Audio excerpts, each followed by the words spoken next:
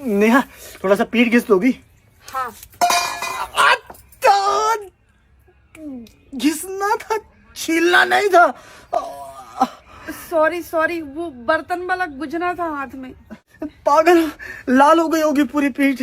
पूरी पूरी तो नहीं हुई, अभी कर देती हूँ। अरे काम पर। लो, अब हो गई पूरी पीठ लाल।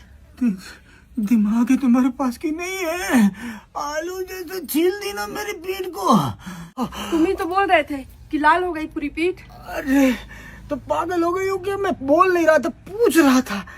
जितना बोलो उतना ही करना चाहिए, एक्स्ट्रा दिमाग क्यों लगाती हो? ठीक है, तो अब जो बोलोगे मैं वही करूंगी। अच्छा ठीक है, तो अब गुजरा को बगल में रखो और अच्छे से खींचो।